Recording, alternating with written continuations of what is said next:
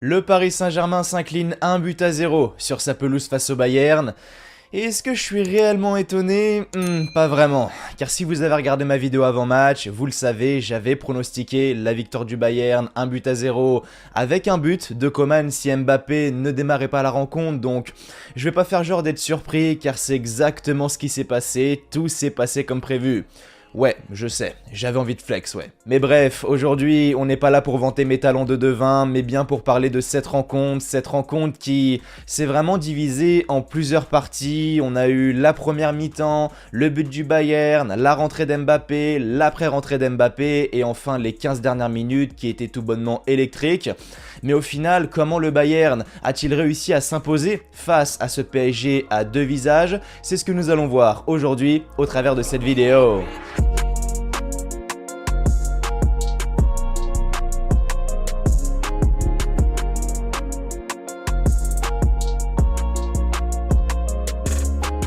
Alors sans plus attendre, on va commencer avec les compos, on va commencer avec celle du PSG et déjà j'étais assez étonné de voir cette compo, je pensais que Galtier allait partir sur un 4-3-3 avec Ekitike en tant que potentiel pivot, mais non, il a opté pour le 4-4-2 avec une titularisation qui m'a fait plaisir, à savoir celle de Zaïre Emery. Zaïre Emery, jeune joueur à fort potentiel et qui dernièrement ne cessait d'enchaîner les bonnes performances, donc le voir aligné ça m'a fait très plaisir, surtout que c'était loin d'être le pire parisien ce soir. Évidemment, il y avait aussi la question autour d'Mbappé. Est-ce qu'Mbappé allait démarrer la rencontre? Eh bien non, car selon Galtier, physiquement, il n'était pas prêt pour effectuer un match de 90 minutes. Donc on est parti sur ce 4-4-2.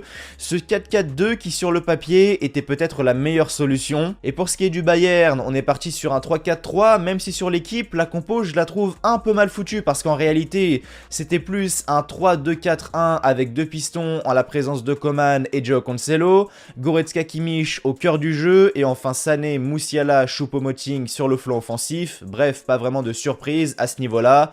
Tous les ingrédients étaient réunis pour que l'on assiste à un grand match de Ligue des Champions. Mais ce gros match de Ligue des Champions, est-ce qu'on l'a eu? C'est ça la question.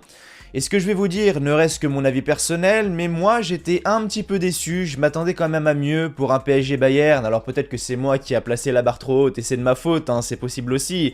Mais voilà, je reste sur ma faim, pourtant tactiquement c'était très intéressant, j'ai beaucoup aimé ce qu'a proposé le Bayern, car on l'a vu, le Bayern est venu pour proposer quelque chose, le Bayern est venu pour le gagner ce match, et ça sans complexe. On a vu un Bayern entamer de grandes phases de possession, un Bayern utiliser le ballon intelligemment, avec son métronome au milieu, Joshua Kimmich, qui est toujours là pour dicter le tempo de ton équipe et faire la différence techniquement. J'ai aussi vu un Bayern jouer très haut et qui pouvait se permettre de jouer haut, car côté PSG, tu n'avais aucun joueur capable de prendre la profondeur et d'exploiter les espaces pour déstabiliser l'équipe adverse.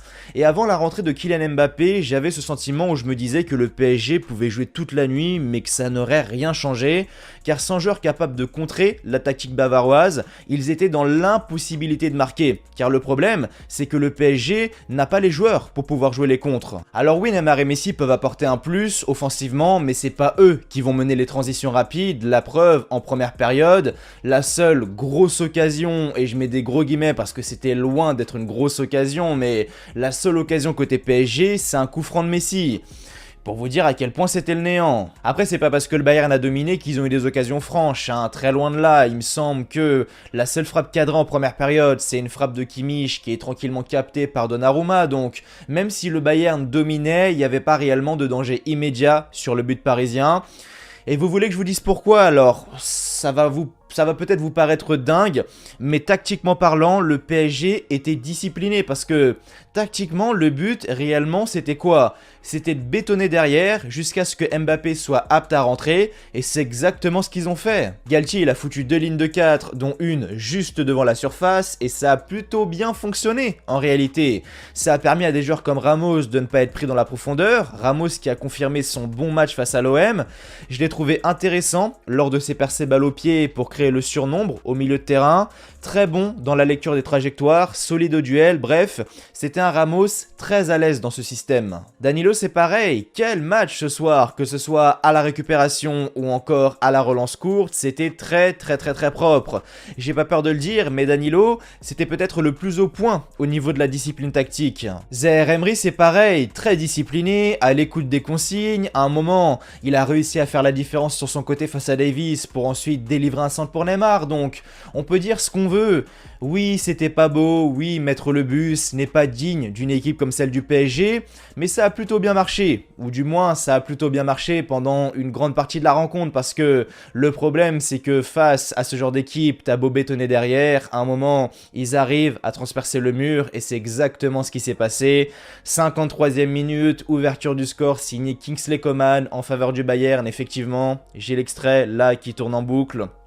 On a un centre de Davies, reprise de Coman, ça finit au fond des filets. Et sur ce but, on a deux fautifs. Le premier, c'est Nuno Mendes, car Coman, c'est son joueur. Malheureusement, il n'est pas au marquage, il a été complètement délaissé. Et le deuxième, c'est Donnarumma, parce que je suis désolé, mais Donnarumma, il doit la sortir celle-là. Alors oui, faut aller vite au sol, mais il se trompe un peu quand on regarde bien les ralentis. On a l'impression que le ballon lui échappe des mains et qu'il passe sous son ventre. Donc pour moi, c'est une erreur de Donnarumma. Et je pense qu'il y avait quand même mieux à faire, hein, avec un marquage respecté et un gardien vif. Je pense que ce but, il aurait vraiment pu être évité. Juste après ce but, on a Mbappé qui est rentré. Là, on s'est dit, ça y est, le PSG va enfin pouvoir se délivrer. Et au final, ben non, parce que la présence d'Mbappé, elle ne s'est pas fait ressentir tout de suite. Et ce qui m'a entre guillemets choqué après ce but, c'est que le PSG jouait comme si c'était eux qui menaient 1-0. Enfin, vraiment...